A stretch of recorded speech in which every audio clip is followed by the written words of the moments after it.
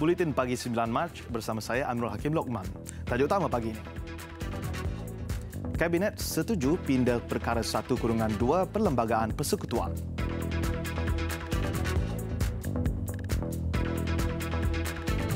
Juga 12 rumah rosak dilanda ribut.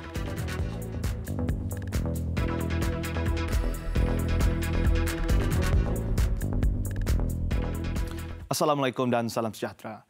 Kabinet bersetuju membuat pindaan perkara 1/2 Perlembagaan Persekutuan untuk menjadikan Sabah, Sarawak dan Semenanjung Malaysia sebagai rakan kongsi. Menteri di Jabatan Perdana Menteri Datuk Liew Vui Kiong berkata, persetujuan memindah perlembagaan dibuat semasa mesyuarat Kabinet Rabu lalu. Jelasnya, pindaan perlembagaan ini akan dibentangkan kepada Parlimen pada persidangan yang bermula 11 Mac ini. Datuk Liew berkata langkah mengembalikan hak-hak Sabah dan Sarawak seperti yang termaktub dalam Perjanjian Malaysia 1963 dengan memindah perkara 1/2 Perlembagaan Persekutuan adalah bertepatan. Hal yang demikian akan membuatkan Sabah, Sarawak dan Semenanjung Malaysia mempunyai hak sama rata. Selepas pindaan itu, Sabah dan Sarawak bukan lagi dikenali sebagai negeri dan banyak lagi perkara yang akan dilaksanakan untuk memastikan semua hak kepentingan Sabah dan Sarawak dapat dilindungi.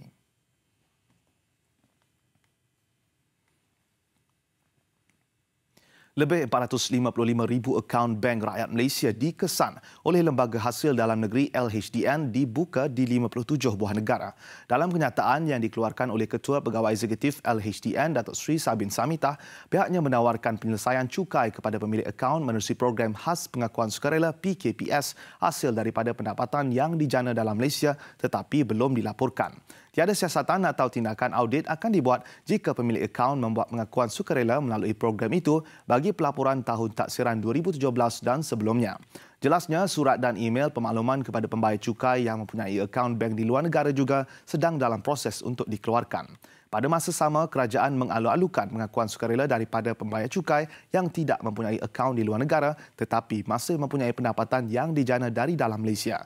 Tambahnya, pembayar cukai di dalam kategori ini masih lagi layak untuk menikmati pengurangan penalti kepada 10 atau 15% sekiranya menyertai PKPS. Datuk Seri Sabin berkata sehingga kini lebih 225,000 pembayar cukai menyertai PKPS dalam fasa pertama yang akan tamat pada 31 Mac ini. Kerajaan akan mempertimbang untuk memperkenalkan mata pelajaran teknologi di peringkat sekolah sebagai usaha melangkah ke era pelajaran digital seiring revolusi industri 4.0. Menurut Menteri Komunikasi dan Multimedia Gobind Singdio, perkara terbabit masih di peringkat rundingan bersama Kementerian Pendidikan dan hanya dapat direalisasikan sekiranya pembangunan infrastruktur serta capaian internet diperluas di seluruh negara. Saya setuju, mungkin bukan senang. Mungkin ianya akan mengambil masa. Mungkin ada cabaran-cabaran lain. Tetapi kita perlu bertindak segera. Dan kita perlu melihat kepada kaedah-kaedah yang akan membolehkan kita mengembangkan apa yang disebut sebagai teknologi, silibus dan sebagainya secepat semula. Oleh itu, seperti mana saya sebut dalam ucapan saya, yang paling penting kita kena pastikan kita ada infra yang membekalkan internet yang berkualiti baik. Jelas Gobind, ia dilihat penting bagi generasi muda mula membina kemahiran digital dan memastikan mereka dilengkapkan dengan ilmu pengetahuan agar mampu bersaing dalam landscape pekerjaan masa akan datang. Beliau bercakap pada sidang media selepas merasmikan laman sesawang Jom Study, sebuah hub pembelajaran digital di Seremban. Menggabungkan kandungan berasaskan sukatan pelajaran sekolah yang ditetapkan Kementerian Pendidikan, Jom Study menjadikan pembelajaran digital mudah diperoleh bagi komuniti yang kurang mendapat perhatian. Ia dikendalikan Digi dengan kolaborasi bersama Media Prima Berhad melalui portal Full Emark dan Astro menerusi Twitter TV. 12 rumah dan 10 kereta rosak dihempak pokok tumbang sekitar Sungai Buloh, Selangor akibat ribut dan hujan lebat lewat petang semalam. Ketua Balai Bomba dan Penyelamat Sungai Buloh, Muhammad Hazrin Zulkifli berkata, pihaknya menerima laporan berhubung kejadian itu bermula jam 5.30 petang hingga 7.44 malam tadi. 31 kes membabitkan pokok tumbang yang menghalang jalan dan menghempap harta benda orang awam dilaporkan. Susulan itu, seramai 30 pegawai dan anggota bersama 8 jentera dikerahkan ke lokasi kejadian yang terlibat. Antara jalan yang terjejas akibat kejadian berkenaan ialah Jalan Pai Jaras, Damansara Damai dan Bandar Baru Sungai Buloh Fasa 1.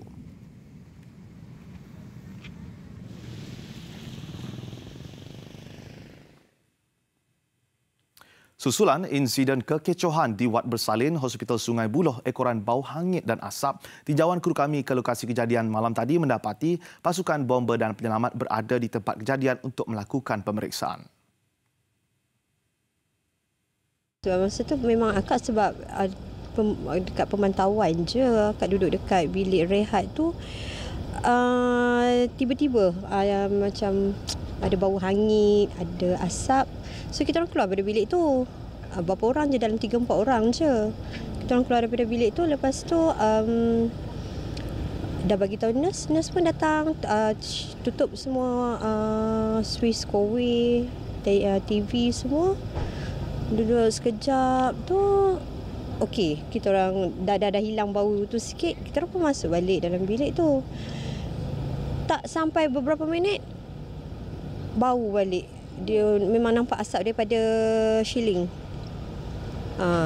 Tu bila pergi ke belakang, keluar dari bilik tu, pergi dekat bilik-bilik yang area belakang pun, tengok mostly bilik dah berasap dah. So doktor dah semua suruh kita orang keluar lah, duduk kat luar ni. Menurut Ketua Balai Bomber dan Penyelamat Sungai Buloh, Muhammad Hazrin Zulkifli, pihaknya tidak menemui punca asap yang dilaporkan selepas 1 jam pemeriksaan dibuat. Hasil pemantauan turut mengesahkan tiada berlaku kebakaran dan kawasan peribadi itu selamat. Punca insiden masih disiasat.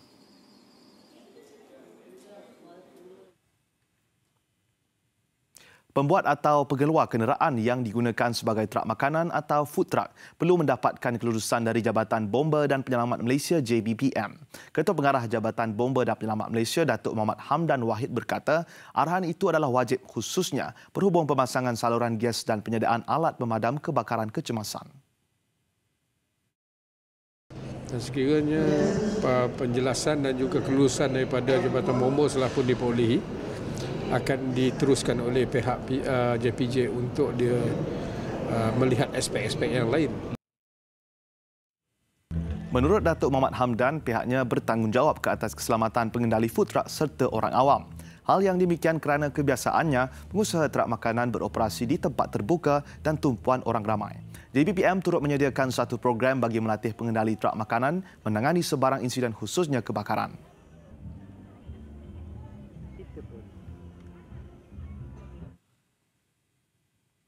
Tiada lagi lantikan politik dalam Majlis Tindakan Negeri. Itu yang dimaklumkan oleh Menteri Hal Ehwal Ekonomi Datuk Seri Muhammad Azmin Ali ketika ditanya berhubung kebarangkalian ahli politik dipilih menganggotai agensi berkenaan. Selain menjelaskan ketetapan terbabit sudah diputuskan oleh Perdana Menteri dan hanya penjawat awam khususnya ketua jabatan akan dipilih sebagai anggota tetap. Yang Amat Berhormat Perdana Menteri merasakan sekiranya tidak ada penglibatan daripada anggota perkhidmatan awam, khususnya ketua-ketua jabatan di peringkat negeri, kita mungkin menghadapi masalah untuk pelaksanaan program-program tersebut. Maka kita telah mengundang ketua-ketua jabatan di peringkat negeri dan juga persekutuan sebagai anggota tetap kepada Majlis Tindakan Negeri kerana yang akhirnya kita mahu melihat cadangan dan juga perancangan ini dapat dilaksanakan di peringkat akar umbi. Menurut Datuk Seri Muhammad Azmin, ini adalah kali pertama kerajaan merombak struktur majlis itu supaya turut membabitkan jabatan kerajaan di peringkat negeri.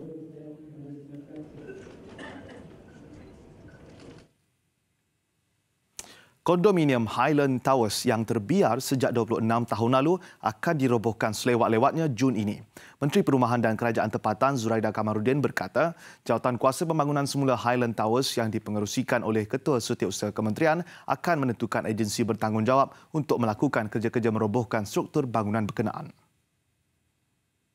Laporan dah siap, jadi sekarang cuma punca kuasa siapa, kan JKR ke ataupun MPAJ dan siapa. Dan developer telah menyuarakan bahawa mereka willing to spend, to put the money, about 2 million I think, untuk spend untuk merobohkan. And they are willing to sumbang, they are going to give the money. It's just that kita nak tengok which agency yang patut yang merobohkan Highland Tower tu. Sebelum ini, Zuraida memaklumkan Highland Towers akan dirobohkan pada Oktober tahun lalu. Bagaimanapun, ia terpaksa ditangguhkan bagi membolehkan lebih banyak kajian struktur bangunan dijalankan. Pada Ogos lalu, Zuraida mencadangkan Highland Towers dibangunkan semula sebagai lokasi taman rekreasi. Cadangan dibuat memandangkan struktur tanah di kawasan terbabit tidak sesuai untuk pembinaan perumahan. Pada 11 Disember 1993, satu daripada 3 blok kondominium Highland Towers di Taman Hillview, Ulu Klang, Selangor runtuh dalam tragedi yang meragut nyawa 48 orang. Mahkamah Tinggi Kota Kinabalu menetapkan 8 April depan bagi perbicaraan petisyen pilihan raya Parlimen Sipitang yang difailkan calon parti warisan Sabah Nur Hayati Mustafa. Ketetapan itu diputuskan oleh Hakim Az-Zahari Kamal Ramli ketika prosiding dalam kamar. 15 Oktober lalu, Mahkamah Pilihan Raya Kota Kinabalu menolak petisyen difailkan Nur Hayati untuk membatalkan keputusan kerusi Parlimen Sipitang dalam Pilihan Raya Umum ke-14 PRU14. Kerusi itu dimenangi Yamani Hafiz Musa, anak kepada bekas Ketua Menteri Sabah Tan Sri Musa Aman. Bagaimanapun, Mahkamah Persekutuan pada 18 Februari lalu memerintahkan perbicaraan petisyen pilihan raya diadakan bagi kerusi Parlimen Sipitang dan Kimanis. Dalam PRU14, Yamani memenangi kerusi Parlimen Sipitang di bawah tiket Barisan Nasional BN dengan majoriti 852 undi.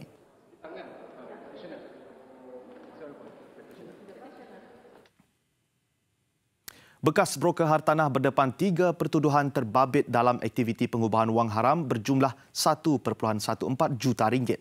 Chandra Subramaniam, 43 tahun, mengaku tidak bersalah sebab kesemua pertuduhan itu dibacakan di hadapan Hakim Datuk Zainal Abidin Kamarudin.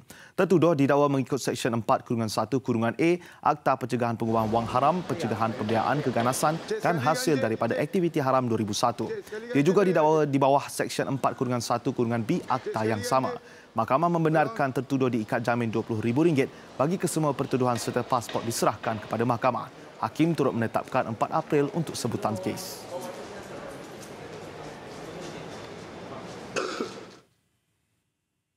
Luar negara. 2 orang maut manakala 6 lagi dilaporkan hilang dalam banjir kilat yang melanda Bandung dan beberapa kawasan lain di Indonesia. Ratusan penduduk juga terpaksa berpindah akibat bencana itu. Menurut agensi bencana, 2 mangsa yang maut itu dilaporkan tinggal di Pulau Flores, wilayah timur Nusa Tenggara. Jurucakapnya Sutopo Purwonugroho berkata 3 mangsa turut dilaporkan cedera dalam kejadian itu. Banjir terbaru itu telah menjejaskan lebih 30,000 penduduk di beberapa kawasan di Jawa Barat dan Jawa Timur.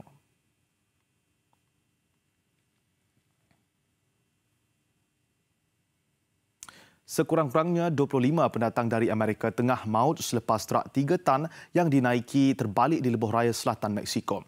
Pejabat Peguam Negara berkata 29 lagi dilaporkan cedera dalam kemalangan membabitkan trak pikap yang tidak mempunyai lesen pendaftaran. Kemalangan berlaku sekitar senja kira-kira 41 km timur laut Tuxtla Gutierrez, ibu kota Chiapas yang bersempadan dengan Guatemala.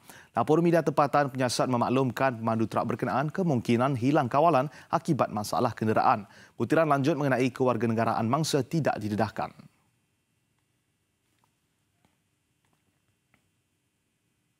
Satu kebakaran tercetus apabila sebutir bom meletup di sebuah syarikat pengeluar minyak tempatan di Nariño, Colombia. Serangan menyasarkan saluran paip minyak mentah itu adalah insiden keempat melanda syarikat berkenaan pada tahun ini. Tiada kecederaan dilaporkan akibat kejadian itu.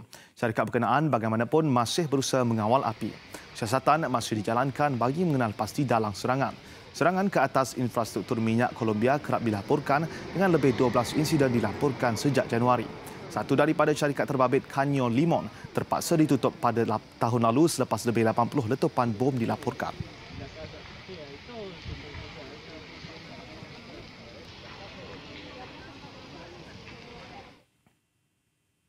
United Kingdom memberikan status perlindungan diplomatik kepada warga Britain keturunan Iran Nazanin Zaghari Ratcliffe sebagai tanda bantahan terhadap penahanannya di Iran. Keputusan tersebut dianggap amat signifikan memandangkan Britain belum pernah memberikan status sedemikian kepada sesiapa sebelum ini. Setiausaha luar Jeremy Hunt dalam satu kenyataan mengakui langkah terbabit sangat luar biasa. Tindakan diambil sebagai bantahan Britain terhadap negara teluk itu yang dipercayai telah melakukan kesalahan antarabangsa ke atas warganya. Beliau yang merupakan pengurus projek dengan Yayasan Thomson Reuters ditangkap pada April 2016 ketika meninggalkan Iran selepas membawa bayi perempuannya untuk melawat keluarga. Tehran kemudian menuduh dia cuba menjatuhkan kerajaan dan menjatuhkan hukuman 5 tahun penjara ke atasnya pada September 2016.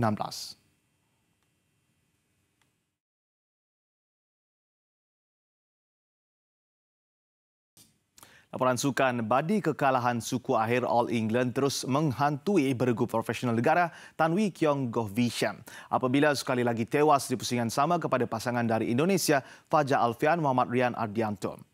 Pemenang pingat perak Sukan Olimpik Rio 2016 itu ditunjukkan jalan keluar dalam tempoh 40 minit selepas gagal menyaingi lawan di ranking ke-9 dunia itu dengan kekalahan 22-20, 21-12. Ini adalah tahun ketiga berturut-turut juara Masters Thailand 2019 itu kandas di suku akhir selepas nasib sama dialami mereka pada edisi 2018 dan 2017. Apapun, kegagalan itu akan ditebus satu lagi pasangan negara Aaron Chia dan Soh Woo Yik yang akan berdepan lawan sama di separuh akhir. Aaron dan Woo Yik like separuh akhir selepas menewaskan beregu Cina Liu Zheng Zhang Nan 21-19, 17-21, 21-12. Perkembangan Liga Malaysia 2019, satu perlawanan Liga Super berlangsung semalam menyaksikan Pahang berjaya mengutip 3 mata penuh selepas menewaskan Kedah 1-0 malam tadi. Pemain gantian Zuhair Aizat muncul wira Pahang apabila menyubat satu-satunya gol pada lewat permainan, sekaligus membantu pasukannya melonjak ke persada Liga Super. Beraksi di Stadium Darul Makmur Kuantan, perlawanan kelima Liga Super di antara Pahang menentang Kedah malam tadi sememangnya menjadi tumpuan ramai peminat bola sepak tempatan. Pertemuan antara pasukan kedua dan ketiga terbaik itu bermula rancak apabila Pahang yang turun selaku tuan rumah garang menggasak kubu Kedah. Peluang terbaik Pahang hadir pada minit ke-23 menerusi percubaan Dixon Wakame namun tandukannya tersasar. 3 minit kemudian Pahang sekali lagi berpeluang untuk menyingkap gol pembukaan apabila ketua pasukan Kedah Badrul Bakhtiar menjatuhkan Wakame dalam kotak penalti namun sepakan penyerang kebangsaan Nur Syarul Idran Talha ditepis keluar penjaga gol Kedah Muhammad Ifwat Akmal Cik Kasim. Minit ke-34 Zakwan Adha Abdul Razak hampir menjaringkan gol buat Kedah namun bola rembatan penyerang itu dari luar kotak penalti sedikit tersasar di sebelah kanan tiang gol tuan rumah walaupun penjaga gol Pahang Helmi Elza Ilyas sudah tertewas.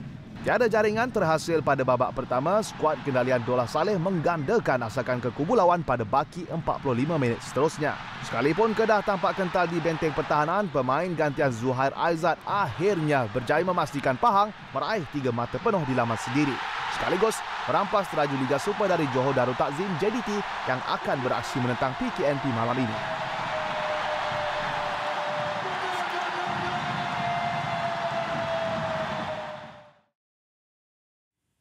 Beralih ke perkembangan hoki ais Piala Cabaran Asia, hasrat skuad negara untuk mara ke pentas final tidak kesampaian selepas tewas kepada Mongolia 6-12. Sekaligus, kemarau Malaysia ke perlawanan akhir terus berpanjangan selama 11 tahun. Beraksi di gelanggang sendiri, skuad hoki ais negara memulakan aksi dengan langkah kanan apabila mendahului 2-1 pada suku pertama.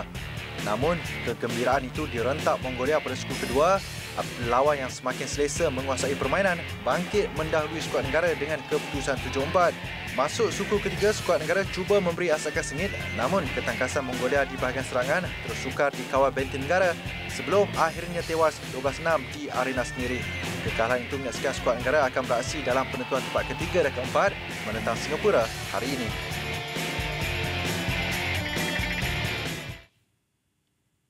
Walaupun prestasi terumbang-ambing Selangor amat menggusarkan peminat The Red Giants, Persatuan Bola Sepak Selangor FAS nampaknya enggan mengambil jalan singkat untuk mengembalikan semula reputasi Selangor di pentas Liga Malaysia apabila memutuskan untuk terus mengekalkan khidmat B. Sadianaden sebagai Ketua Jurulatih Selangor sehingga hujung musim ini. Mesyuarat FAS yang dipengerusikan Presiden Tengku Amir Shah Sultan Saifuddin Idris Shah semalam bersetuju untuk mengkalkan khidmat Sadianaden sebagai Ketua Jurulatih Selangor. Sekalipun sedar Ketua Jurulatih itu masih belum mampu merekodkan kemenangan selepas 5 perlawanan Liga Super 2019. Perusahaan tertinggi FAS bagaimanapun masih yakin dengan kemampuan Sadianaden dan bekas jurulatih keputusan itu sendiri tidak akan sekali meninggalkan pasukan walaupun ada banyak desakan ketika ini. Sebagai seorang jurulatih yang berpengalaman, saya ada timeline, saya tahu di mana saya gagal. Kalau saya cuba sedaya upaya saya dan masih lagi Selangor ada di tangga di bawah, saya tahu buat apa keputusan saya dengan pengurusan. Yang penting ya, saya tak boleh fikir tentang tu. Saya kena fikir positif yang apa yang saya buat adalah betul. Sebagai rekod, Selangor kini ini menghuni tangga ke-10 dalam saingan Liga Super 2019 lepas hanya mampu mengutip 3 mata hasil 3 keputusan seri dari 5 perlawanan. Sememangnya rekod itu jelas menggugat kewibawaan sebenar Satya Nadan, namun kejuaraan itu tetap percaya skuad kendaliannya masih mampu memberi saingan dengan kelompok atasan Liga. Apapun tekanan memuncak tetap dihadapi Satya Nadan dalam meraih kemenangan pertama musim ini apabila dijadual menentang Kuala Lumpur di Stadium Bola Sepak Ceras Ahad ini. Laporan itu menutup tirai Buletin Pagi. Teruskan bersama TV3 dan jangan lupa ikuti perkembangan semasa dalam dan luar negara menerusi ke semua platform laman sosial Buletin TV3. Saya Amir Hakim Lokman, salam hormat dan selamat berhujung minggu.